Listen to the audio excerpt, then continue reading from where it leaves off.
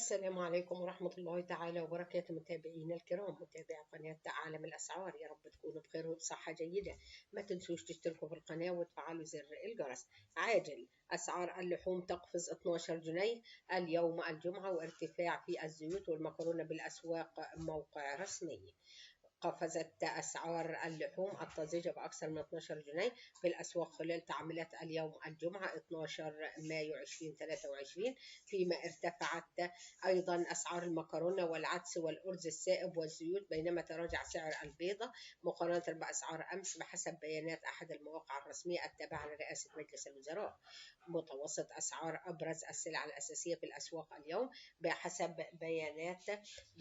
بيانات بوابة الأسعار المحلية والعالمية التابعة لمركز معلومات مجلس الوزراء، والتي قد تختلف عن مستويات الأسعار في بعض مناطق الجمهورية. وجاءت أسعار السلع الأساسية: كيلو الأرز المعبأ 26 جنيه بتراجع 19 قرش، كيلو الفول المعبأ 37 جنيه بزيادة 66 قرش، كيلو الدقيق المعبأ 21 جنيه بزيادة 3 قروش، لتر زيت عباد الشمس 62 جنيه و18 قرش بزيادة 12 قرش، كيلو السكر المعبأ 19 جنيه و87 قرش، كيلو المكرونة المعبأة 22 جنيه و99 قرش بارتفاع 26 قرش، كيلو العدس المعبأ 47 جنيه و82 قرش بزيادة 72 قرش، لتر زيت الذرة كريستال 57 جنيه 35 قرش بزيادة 81 قرش، البيض البلدي بيضة ب4 جنيه 28 قرش بتراجع 17 قرش، كيلو اللحمة الطازجة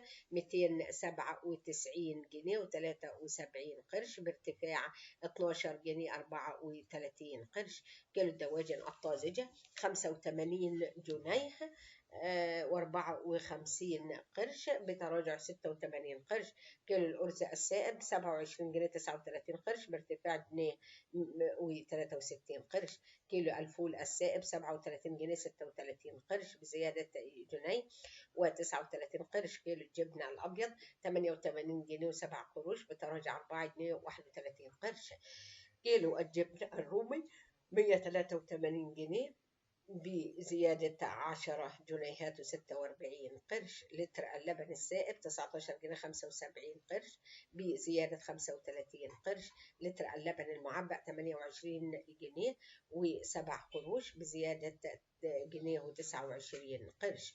وبكده نكون قدمنا لكم أسعار اللحوم تقفز 12 جنيه اليوم الجمعة، وارتفاع في الزيوت والمكرونة بالأسواق. موقع رسمي. قبل ما ننهي الفيديو ما تنسوش تشتركوا في القناة وتفعلوا زر الجرس، والسلام عليكم ورحمة الله تعالى وبركاته.